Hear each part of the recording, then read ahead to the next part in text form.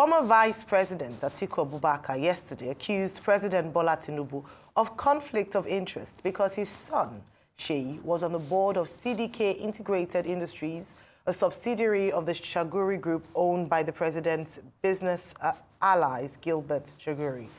Atiku said the development constituted a conflict of interest given the Shaguri's group's involvement in the gigantic Lagos-Calabar Coastal Highway contract being carried out by the Tinubu government. The former vice president had criticized the contract as hurriedly awarded and executed against the country's procurement laws. The presidential candidate of the People's Democratic Party in the 2023 elections disclosed that CDK Integrated Industries was into the manufacturing of ceramic tiles and sanitary towels. Citing a report by Paris-based Africa Intelligence News Agency, where it was revealed by the Corporate Affairs Commission that Sheyi was officially a business associate of Shaguri, Atiku said it was not surprising that the group had become the biggest beneficiary of the Tinubu largesse. Atiku restated that it had become obvious, even to the undiscerning, that the Lagos-Calabar Coastal Highway was being done in a hurry because of the business relationship between Tinubu and Gilbert Shaguri, the owner of High-Tech, the contractor that was awarded the contract for the highway project in alleged contravention of the procurement laws. Meanwhile, some lawyers say given that Sheyi Tinubu has no business with High-Tech who are doing the construction of Lagos-Calabar Coastal Highway, there's no conflict. And in the words of Senator Ben Bruce, the Lagos-Calabar Coastal Highway is a welcome development by the Tinubu government and will bring about huge economic growth.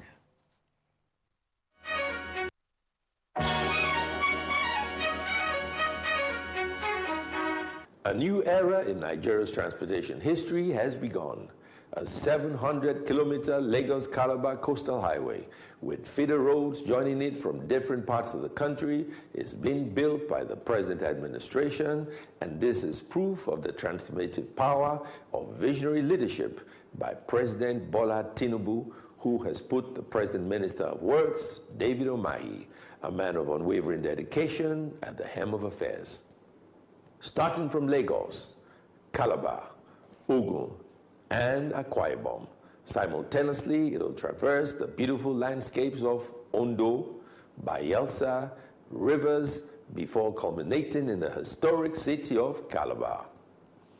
With its cutting-edge technology and innovative design, this highway will slash travel times, reduce transportation costs, and increase access to markets and resources.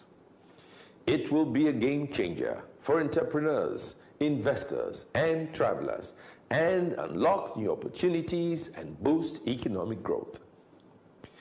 As we embark on this journey, we are not just building a highway. President Bola Tinubu is crafting a legacy of prosperity and growth. The Lagos-Calabar Highway will be a lifeline for business, a catalyst for economic development, and a symbol of hope for a brighter future.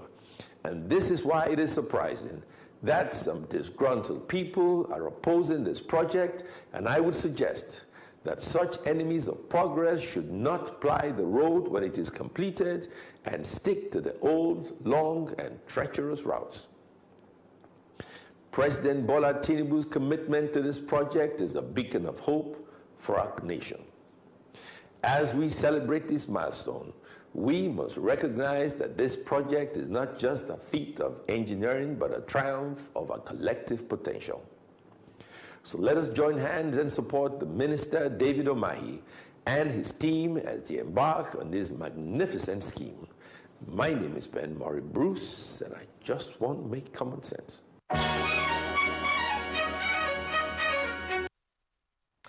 Well, the Common Sense series, the Common Sense man, Ben Bruce, weighs in, but very importantly, former Vice President Atiku Abubakar has come out to say that there might be some conflicts of interest challenges in this particular award of contract. What's your take on this, Rufai? Okay, let me get to the brass tacks. Yes, the lawyers that are saying there might not be direct conflict of interest because it's not a part of the High-Tech board. Yes, there's an argument to that. There's a logical reason to that. But as long as it's in the grand scheme of things in businesses belonging to Mr. Shaguri, then there might be something to look at again there. And that's why we ask the question, why is it that the speed was so much for this coastal road project. And for me, as regards the video played, I didn't see any logical analysis of the matter with due analysis. It's just touting the project. We all know the benefits of the coastal road. Nobody's not talking against the benefit of the coastal road. What we are saying is let's do things properly. You cannot say a coastal road that you don't do a proper EIA. You can see when the Minister of Environment did come around, and they showed him the letter saying that the scoping was just done on the 20th. He couldn't confirm or deny. This was the same person that said they get preliminary approval. So you're giving preliminary approval without even the scoping done, which is the third process out of the 8 processes of EIA. You can see the telecom operators are now coming out to say that undersea cable passes through those areas. So if you have done a proper EIA, you will have known that undersea cable passes through the area. Because part of the stakeholders you will have called in the scoping process will be the telecoms company, likes of May1 and Co. and other things. And you will be able to assert that undersea cable passes through those areas. That's why we are calling for EIA. So you see, all of this one that the telecom companies are raising now is because the proper EIA was not done. Also, as regards the bidding of the project, when you look at it, it still looks very nebulous to me. So is it only ICHEC that has the capacity in the whole of Nigeria? People cannot even bid lesser or lower? Or was it subjected to an open competitive bid for a project of that magnitude? Also, what was the haste? What was the rush? Why was there a lot of rerouting? I took an impact assessment tour to Good Beach on Friday. Initially, the first part of the road was just supposed to pass through the car park of Good Beach. As of today, they said it's going to make landfall. They're having another road that's going to make landfall in Good Beach. Most of the infrastructure are going to go. As of the Friday when I came, government assessors came to assess the kind of investment in Good Beach so that they'll be able to pay compensation. So there are many bottlenecks. You see, they like to tout us like anti-coastal road. I want this country to open up, but I want it to be done properly. Because all of these questions we're asking them, we might see a case where people might not take it up to litigate to ask them that same questions. Just do things properly. Because this was the same people that were shouting when they didn't do but it was in your government. I remember how they hounded the government you served in then about the EIA for the second Niger bridge. This was the same people. So we are saying, please, let us do it properly. I want this country to open up. I want development. I know the potential it brings. When you open up industrialization, go and see my hitherto tweets. I, Rufai Oseni, supported the coastal road, but I want it to be done rightly. Because you see, we do things not for ourselves, we do it for posterity. The Yorubas have a saying that do it the way it has to be done so that it will look the way it needs to look.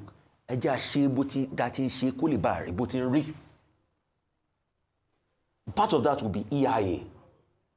Looking at the mapping, looking at the routing, looking at competitive bidding, ensure that due diligence is taken so that all the gray areas people are raising, and we are going to be able to solve all of them. I want expansion. I mean, Governor Mai was talking the other day about a circular road from Badagry to Sokoto like it's a new deal. No, those roads have been talking about since the time of Shagari. We want this country to open up, but we are saying do it the way it has to be done. Right. That's just the grouse. Do it the way it has to be done. Okay, what are the issues here? Number one, President Tinubu has been accused of a conflict of interest because his son is on the board of a company called CDK, belonging to the Shaguris. And then there is an attempt to link that with the construction of the Lagos-Calabar Coastal Highway, which has been awarded to another company, High-Tech, belonging to also the Shaguri Group. Well, let's be fair. Sheyi Tinubu, the son of the president, is a legal personality unto himself. He can have his own business commitments. He can be on any board. He also has rights under the Constitution to the extent that he can do business. He's a free citizen. If he's on the board of CDK that produces ceramic tiles and sanitary towels, I don't see why anybody should have any problem with that, okay? So he can have his own engagements different from what his father does. I don't see how he's been on the board of CDK interferes with government work. That would be, a stretch. That would be, imagining things on the surface of it as a principle. However, I think that, former Vice President Atiku Abubakar raised a number of allegations. If he wants to accuse President Tinubu, let him focus on President Tinubu. He had previously said that the Shaguris, they are business partners to President Tinubu. So let him hold President Tinubu responsible. Let him not stretch it to the sun in this particular instance. Now, Betty raised a number of issues. He says the award of the contract for the Lagos-Calabar Coastal Highway did not go through competitive bidding. He said, two, that it was meant to be a build, operate, and transfer project, but that now, all of a sudden, the federal government has made money available for it. Those are issues that we can talk about. Three, he said that High Tech, that is the company that is in charge, doesn't have a record of performance. It's not for him to decide that. The people who are awarding the contracts, who are in government, they decide. Three, there has been so much talk about the redesign, the rerouting of the project. Yes, it was originally supposed to go through Water Corporation Drive, and now it's been shifted in another direction. I think, former Governor David Umahi, now Minister of Works, he has tried to offer an explanation in that regard. Number five, the point to note is that what we should be interested in is that, is this project in public interest? If it is in public interest, if it's a legacy project, then of course we can't argue about it. Now, one of the things he said is that the environmental impact assessment has not been completed, so the project is rushed. Okay, I think there was a story front page over the weekend that in fact, approval had been given, for a preliminary approval had been given. I don't imagine that preliminary approval will be cooked up.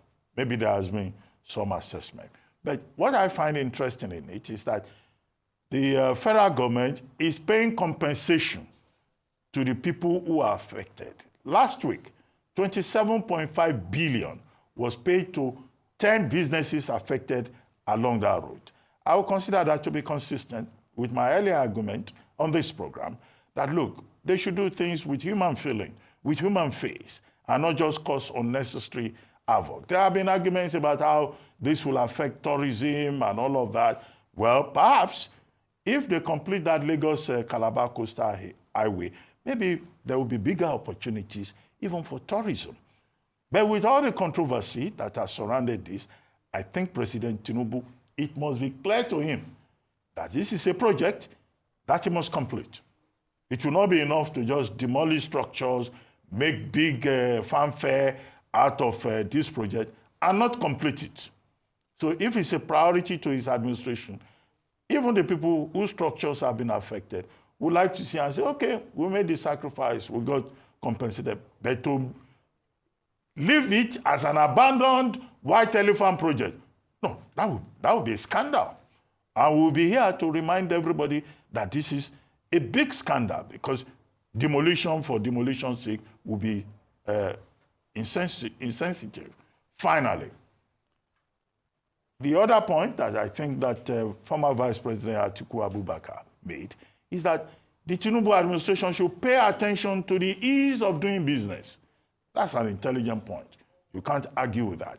Another point that Vice President Atiku Abubakar made that I think would be a big takeaway would be his point that, look, pay less attention to propaganda about FDI. The president travels, we have not even seen him. He left Saudi Arabia 6 days ago. Where is he, by the way? So Atiku Abubakar is saying, pay less attention to propaganda, let us see results. Those are legitimate points that he can make. But as to drag the sun into the matter, no, please. Leave issues that are not relevant, leave them aside. In this particular case, that's the way I see it. All right, so the thrust of former Vice President Atiku Abubakar's message was putting personal interest above public good. And in saying this, he had cited the fact that the president's son, Tinubu, was a board member of one of the businesses run by the founders of high-tech contractors who were given the contracts to manage the Lagos-Calabar Coastal Highway. If you recall, when the Minister of Works was here, we had actually challenged or asked him the question around the bidding process of awarding this contract, if due process was followed. And he had said that having looked at the quality of work that high-tech had done in the past and looking at the capacity of other companies in such areas of expertise, they felt it was best to have given high-tech without perhaps a proper bidding process. According to a Business Day report today, they actually highlighted that a source from the Bureau of Public Procurement, BPP, had actually said that this particular contract didn't go through due process. In fact, what had happened was that they received a letter from the president to award the contract, and it goes against the normal procedure for awarding of contracts. Let me just share with you in terms of what the process ought to have been and what the process then ended up being. I'm saying this for a purpose, because when we look at the scrutiny on this Lagos-Calabar Coastal Highway, the fact that Atiku Abubakar came out with the assertion that the president's son is on the board of one of the companies is not standalone. It is part of a wider concern around this particular contract. And that's why when you wonder and you ask questions around, okay, why wasn't due process followed? Why the hurry, the conversation around EIA? It sounds fishy, it looks fishy, and then this then provokes more investigations, and then more investigations brings up more revelations. So the fact that Tinubu is not on the board of high-tech on itself and is on CDK is part of a wider conversation around there's something not quite right about the process. And so that's why I feel there's a bit of, there's some merit to what former Vice President Atiku Abubakar has said. Let me share with you what the process under normal circumstances should have been. It ought to have gone through a proper bid process, and after a certificate of no objection by the BPP, the evaluation report should have been sent to the Federal Executive Council for approval before the award.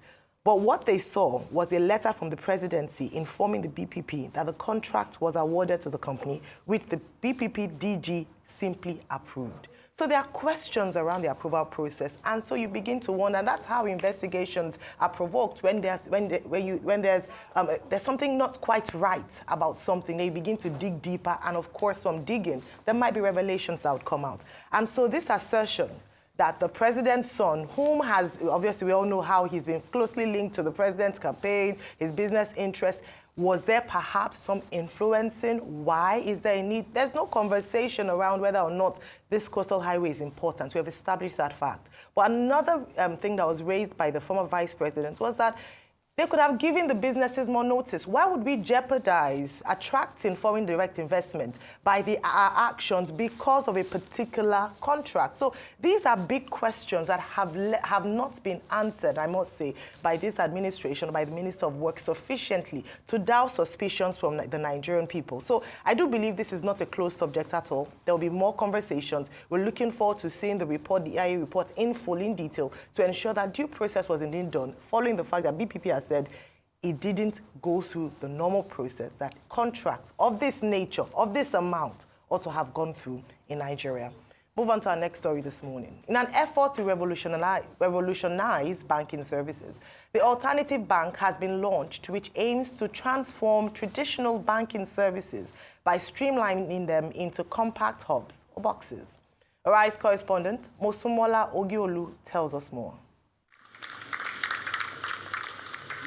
The Alternative Bank, a subsidiary of Sterling Financial Holdings, has been unveiled in Lagos State to offer a reliable alternative to conventional banking with carefully designed solutions tailored to meet customers' unique financial needs. For the box, what we want to do is reach the communities.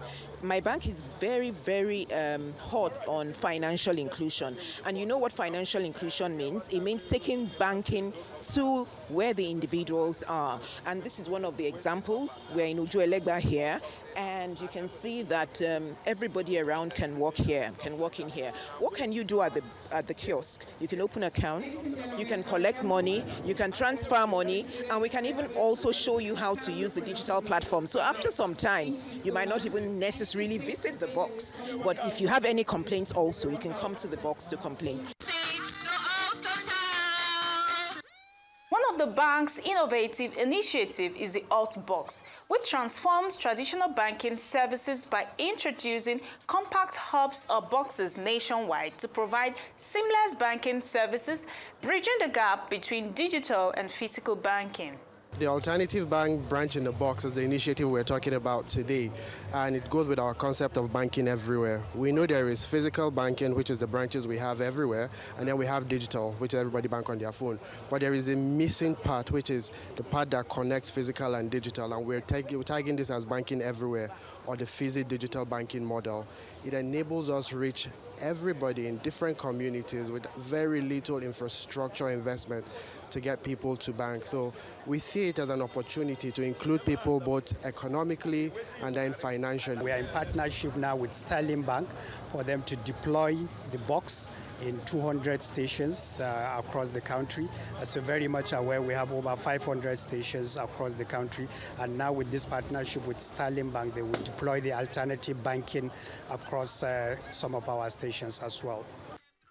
Through a partnership with Total Energies, the Alternative Bank plans to deploy these boxes in 200 Total stations across Nigeria, leveraging Total's extensive distribution network to reach communities where access to banking services is limited.